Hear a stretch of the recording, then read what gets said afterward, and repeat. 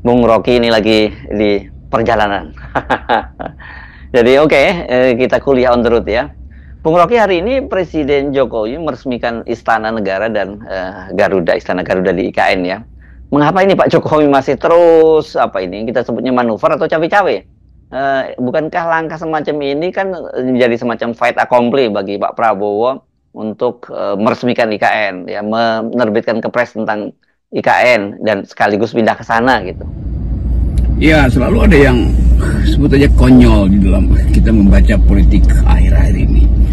Tentu 10 hari ke depan Presiden Jokowi menyelesaikan seluruh tugas dia dengan beban legitimasi, dengan beban problem-problem pelanggaran konstitusi.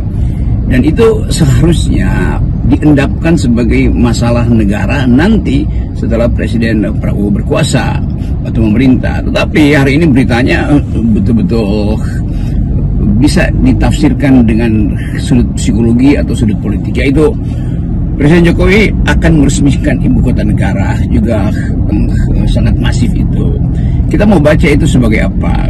Kalau beberapa waktu lalu Jokowi mengatakan bahwa IKN itu nanti akan diresmikan atau dilegalkan oleh Presiden terpilih yaitu Prabowo, maka itu masuk akal. Tetapi akhirnya dibatalkan juga. Jadi seolah-olah ambisi Jokowi untuk menyaksikan legasi dia itu tak tertahankan. Dan kita melihat bagaimana kekuasaan Presiden Jokowi itu mulai diedarkan dalam bentuk kekonyolan. Jadi netizen kemudian berkomentar, ya itu sebaiknya Jokowi resmikan sekaligus tempat Gibran berkantor nanti itu. Dan itu memang yang diinginkan oleh netizen, bahwa Gibran tetap menjadi problem di dalam legitimasi pemerintahan baru nanti dan menjadi bahan olok-olok. Jadi Pak Jokowi nggak, kalau disebut nggak pernah tobat, itu kira-kira memang itu kan. Nah, kita mau lihat bagaimana reaksi Prabowo sebetulnya. Kan Prabowo mengatakan bahwa ya itu mungkin bisa nanti kita percepat, tetapi saya bukan ahlinya, nanti kita tanya. Jadi Prabowo seolah-olah ditawan oleh Jokowi dengan isu IKN.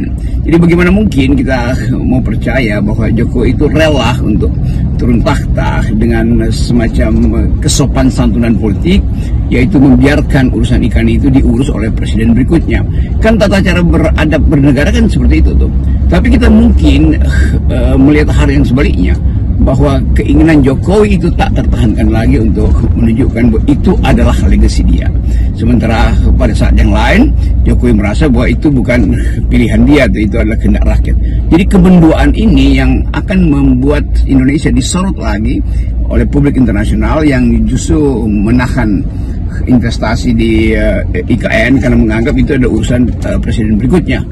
Ini kalau istana di IKN diresmikan, berarti kan ada konsekuensi anggaran dan sumber daya manusia ya, seperti istana-istana lain seperti di Bogor, Jogja, atau Tampak Siring di Bali ini ada pasukan pengamanan, kemudian juga ada staf administrasi dan lain-lain lah yang di situ. Saya kira netizen ini benar ya, seperti yang Anda katakan tadi, sebaiknya supaya nggak idle karena ini ada anggaran negara yang digunakan untuk merawat istana itu di IKN itu, kan ini jadi mubazir gitu. Sebaiknya Gibran saja yang menempati dan berkantor di sana dan menjaga warisan terbesar dari bapaknya itu. Tentu akan ada konsekuensi lagi itu soal pembiayaan, soal